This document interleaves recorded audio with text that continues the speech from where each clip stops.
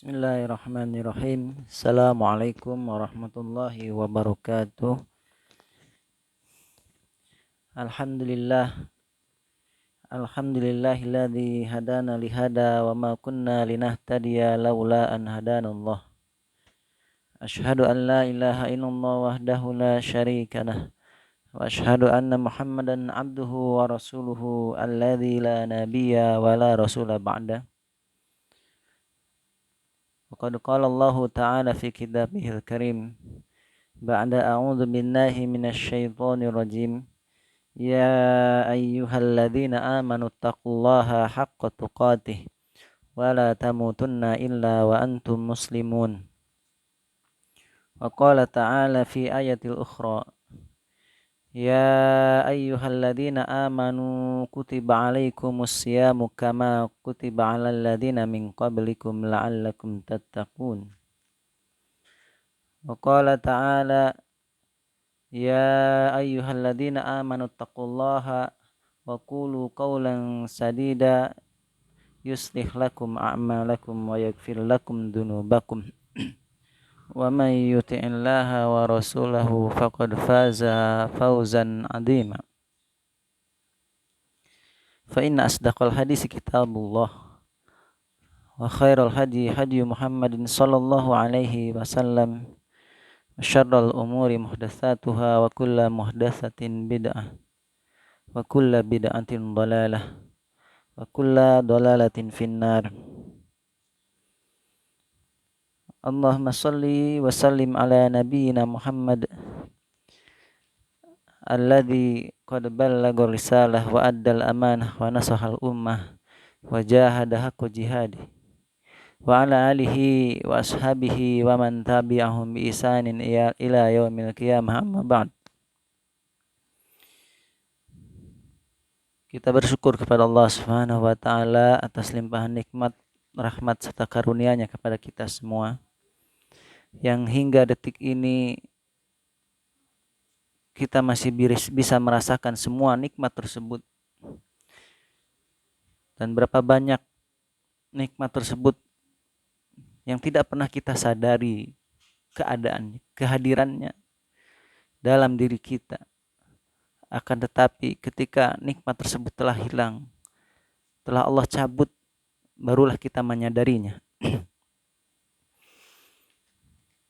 Maka sudah sepantasnya bagi kita semua untuk selalu bersyukur kepada Allah. Sungguh Allah telah memperingatkan kepada kita bahwa orang-orang yang bersyukur itu sangatlah sedikit jumlahnya. Qalilan ma tashkurun, kata Allah. Sedikit sekali orang yang bersyukur. Mudah-mudahan kita semua termasuk orang-orang yang senantiasa mensyukuri nikmat Allah Subhanahu wa taala, baik besar ataupun kecil. Salawat serta salam semoga terlimpah curahkan kepada Nabi kita, suri teladan kita, manusia yang paling mulia, Rasulullah Muhammad sallallahu alaihi wasallam, yang telah membimbing umat manusia ini dari zaman kegelapan, zaman kejahilan, zaman kezaliman menuju zaman yang terang benderang, zaman yang penuh dengan cahaya keimanan, penuh dengan hidayah, petunjuk. Dan juga kepada para keluarganya, para sahabatnya, dan para pengikutnya yang senantiasa istiqomah menjalankan sunnah-sunnah beliau hingga akhir zaman nanti. Hadirin para penonton dan para pendengar sekalian, dalam sebuah ayat Allah Subhanahu wa taala berfirman, Inna arsalnaka syahidan wa mubasysyiran wa nadhira. Allah Subhanahu wa taala telah menggambarkan tujuan diutusnya Rasul sallallahu alaihi wasallam kepada umat manusia, di mana Allah tegaskan, Inna arsalnaka, sesungguhnya kami mengutusmu, syahidan, sebagai saksi, saksi di hari kiamat nanti bahwa Allah Subhanahu wa taala telah menerangkan, telah menjelaskan kepada umat manusia tentang agama ini melalui para rasulnya, melalui Rasulullah Muhammad sallallahu alaihi wasallam. Wa mubasysyiran, dan juga sebagai pemberi kabar gembira. Rasulullah sallallahu alaihi wasallam telah menyampaikan kabar gembira terkait dengan orang-orang yang beriman dan bertakwa kepada Allah Subhanahu wa taala dan juga kepada Rasul-Nya. Kegembiraan yang akan mereka dapatkan, yang akan mereka raih baik di dunia maupun di akhirat. Di akhirat sudah sangat jelas bagi orang-orang yang beriman dan bertakwa. Allah janjikan yaitu surga yang di dalamnya mengalir sungai-sungai. Dan berapa banyak ayat yang menjelaskan tentang keindahan surga tersebut. Kemudian wanadhiro, bukan hanya itu. Selain Allah Subhanahu wa taala menyampaikan kabar gembira bagi orang-orang yang beriman dan bertakwa kepada Allah, akan tetapi Allah Subhanahu wa taala juga memberikan peringatan, ancaman. Bagi siapa? Tentu bagi orang-orang yang tidak mau mengikuti ajakan para rasul, seruan para nabi, yaitu untuk beriman kepada Allah Subhanahu wa taala. Hadirin para pemirsa sekalian, pada kesempatan kali ini saya ingin membacakan satu hadis yang disabdakan oleh Nabi SAW yang isinya terkait dengan kabar gembira. Hadis ini diriwayatkan oleh Imam Muslim dalam kitabnya dari sahabat Abu Hurairah radhiyallahu anhu. Beliau menulis di bab fadli ikhfa'is shadaqah, keutamaan menyembunyikan sedekah. Haddatsani Zuhair ibn Harb wa Muhammad ibn Musanna jami'an an Yahya al-Qattan. Qala Zuhair haddatsana Yahya ibn Sa'id an Ubaidillah akhbarani Khubayb ibn Abdurrahman an Hafs ibn Asim an Abi Hurairah anin Nabi sallallahu alaihi wasallam qala sab'atun yudhilluhumullahu fi dhillihi yawma la dhilla illa dhilluh. Nabi sallallahu alaihi wasallam bersabda, ada 7 golongan manusia, 7 kelompok manusia yang akan mendapatkan naungan Allah Subhanahu wa taala yauma la dhilla illa dhillih, di mana tidak ada naungan kecuali naungan yang datang dari Allah Subhanahu wa taala. Apa yang dimaksud dengan naungan di sini? Imam An-Nawawi dalam syarah Sahih Muslim menyebutkan bahwa beliau mengutip perkataan Al-Qadi Iyad,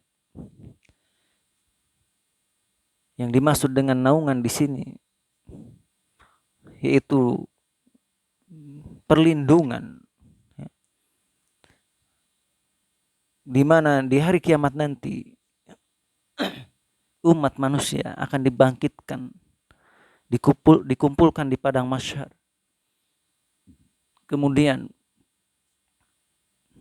matahari pun didekatkan. Maka ketika itu apa yang dirasakan oleh umat manusia itu panas, sebagaimana yang kita rasakan di dunia ketika matahari begitu terasa dekat menyinari kita, terasa panas di siang hari.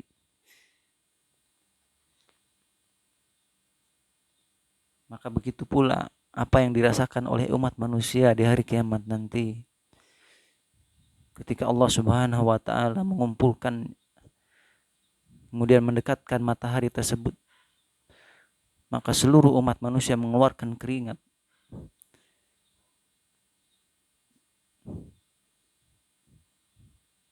Maka saat itulah Allah Subhanahu wa taala memberikan perlindungan, naungan bagi 7 golongan ini.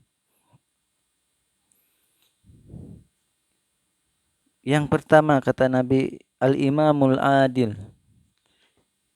Imam yang adil. Apa yang dimaksud dengan imam yang adil? Yaitu imam atau pemimpin yang menjalankan amanahnya dengan benar.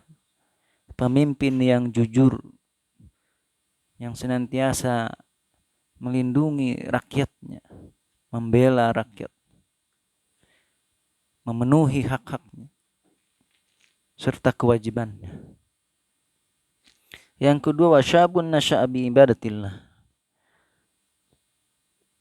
Kata Nabi yang kedua, seorang pemuda nasya'a bi ibadatillah, yang tumbuh, yang ketika masa mudanya dia senantiasa beribadah kepada Allah Subhanahu wa taala.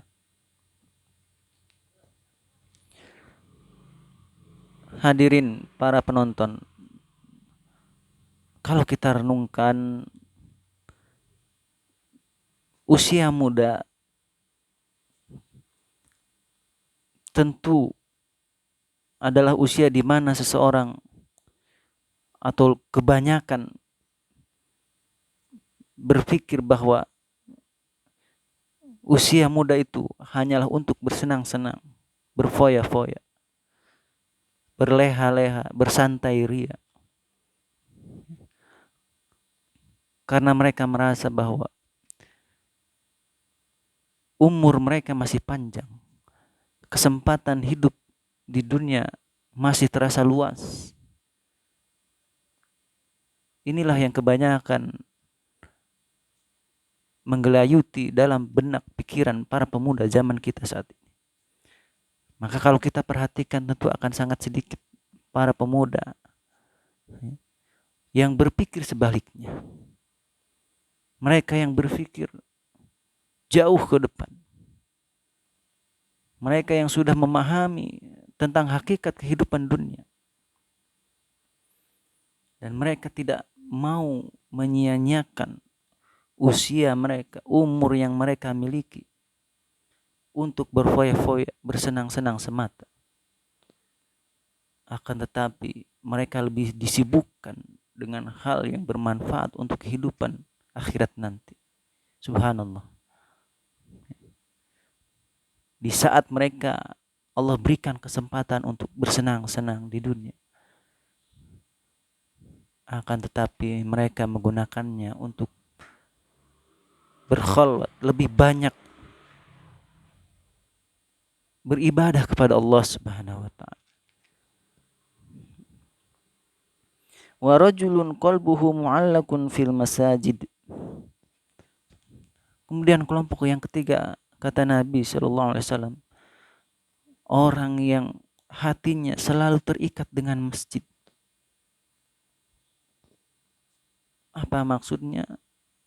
Maksudnya di mana ketika seseorang senantiasa mendatangi masjid, mendatangi rumah Allah untuk beribadah, untuk sholat berjamaah, untuk menuntut ilmu,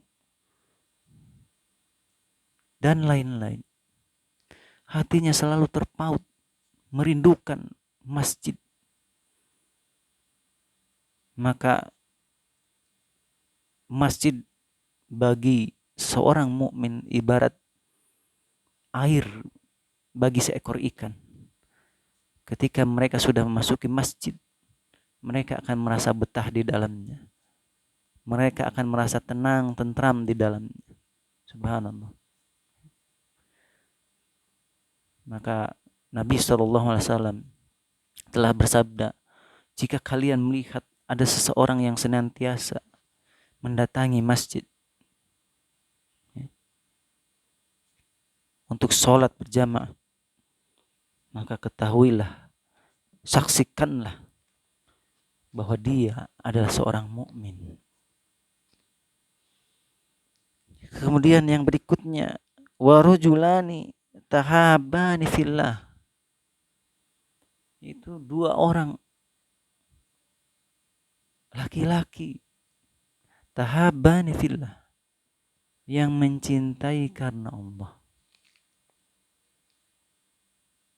Dua orang laki-laki ini saling mencintai karena Allah. Mengikat, membuat ikatan persaudaraan karena Allah. Sebagaimana yang terjadi di masa Nabi SAW, di mana Nabi SAW mempersaudarakan antara kaum muhajirin dengan kaum ansor. Ikatan persaudaraan yang dilandasi karena keimanan dan ketakwaan kepada Allah. Sama-sama ingin mendekatkan diri kepada Allah. Sama-sama ingin berjuang di jalan Allah. Maka ikatan persaudaraan inilah yang akan tetap abadi. Dan ikatan persaudaraan inilah yang sesungguhnya. Di dalam Islam, ikatan persaudaraan yang paling kuat bukan karena ikatan darah, akan tetapi ikatan keimanan, karena keimanan kepada Allah. Awsaqu ural iman al-hubbu fillah wal bugdu fillah, kata Nabi. Ikatan yang paling kuat itu karena kecintaan atau cinta karena Allah dan benci karena Allah. Ketika dia mencintai saudaranya, senantiasa dilandasi karena keimanan dan ketakwaan kepada Allah. Ketika saudaranya mendapatkan kebahagiaan, maka dia ikut berbahagia. Gitu pula sebaliknya. Ketika saudaranya mendapatkan musibah, penderitaan, maka dia pun ikut merasakan kesedihan. Itulah ikatan seorang muslim yang akan menolongnya, yang akan menjadikannya mendapatkan naungan di hari kiamat. Kemudian ijtama'a alaihi wa tafarraqu alaihi. Ketika dua orang laki-laki ini bertemu karena Allah. Wa tafarraqu alaihi. Dan ketika mereka berpisah karena Allah Subhanahu wa taala. Yang berikutnya, warajulun da'athu imra'atun dzatu mansibin wa jamalin faqala inni akhafullah. Yang berikutnya kata Nabi adalah seseorang yang diseru oleh seorang perempuan,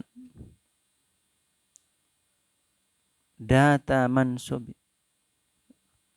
wa jamalin.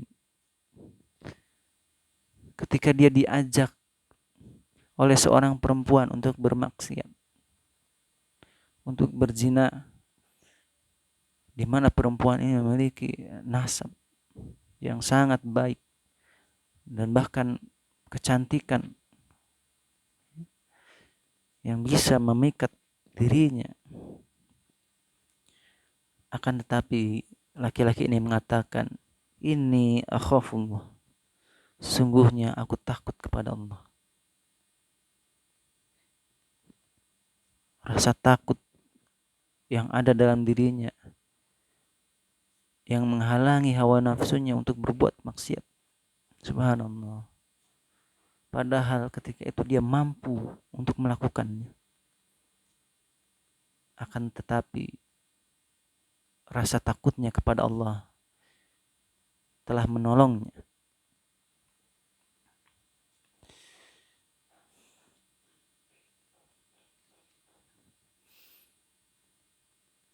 Kemudian yang berikutnya, wa rajulun tasaddaqa bi shadaqatin fa akhfaha hatta la ta'lama yaminuhu ma tunfiku shimaluhu. Kelompok yang keenam, kata Nabi, itu seseorang yang bersedekah, berinfak, bi shadaqatin fa akhfaha, lalu dia menyembunyikan sedekahnya dari hadapan manusia. Dia lakukan itu dengan sembunyi-sembunyi. Dia tidak menampakkan sedekahnya. Hatta la ta'lam yaminuhu ma tunfiku shimaluhu. Sampai-sampai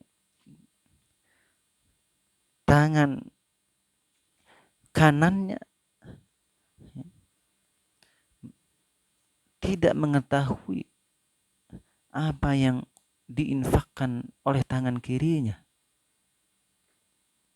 Ini perumpamaan yang Rasulullah SAW berikan. Kita tahu bahwa tangan kanan dan tangan kiri posisinya sangat dekat. Akan tetapi, walaupun dekat, sampai-sampai dia tidak mengetahui. Walaupun mungkin seseorang itu sangat dekat dengannya, tapi dia tidak pernah mengetahui kebaikan yang dilakukan oleh orang tersebut. Kemudian yang terakhir kata Nabi, wa rajulun dzakarallaha khaliyan fafadat aynahu. Seseorang yang senantiasa berzikir, mengingat Allah Subhanahu wa taala dalam kesendirian di tengah malam atau di tempat yang sepi sunyi.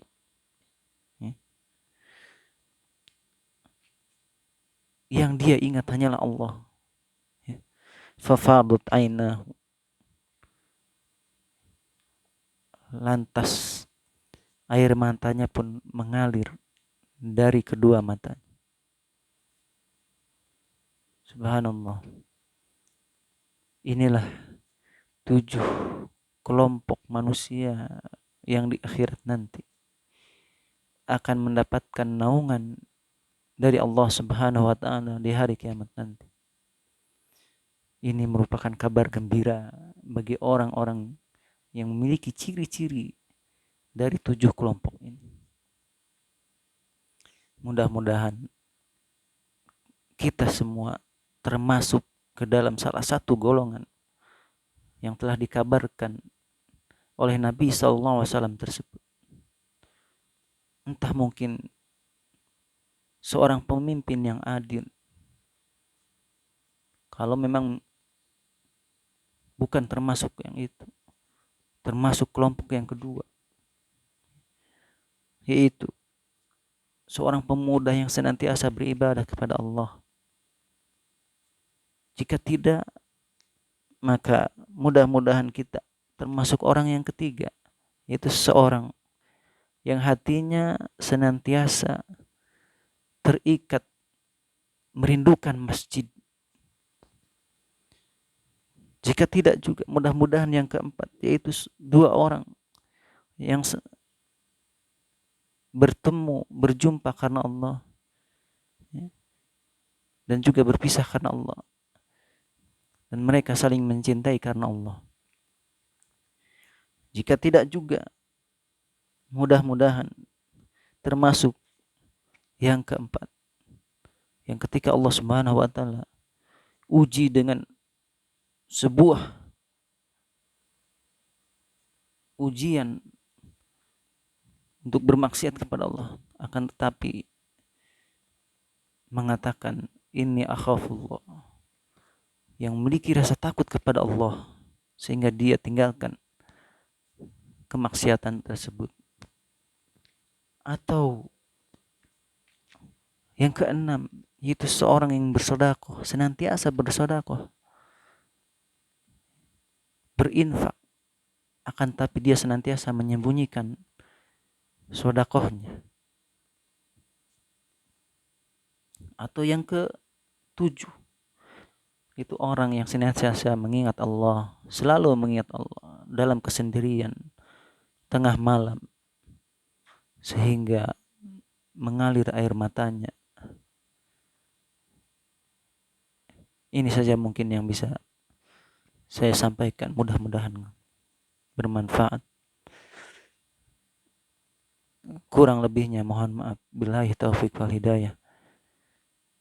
Subhanakallahumma wa bihamdika asyhadu an la ilaha illa anta astaghfiruka wa atubu ilaik. Hadani Allahu wa iyyakum ajma'in. Assalamualaikum warahmatullahi wabarakatuh.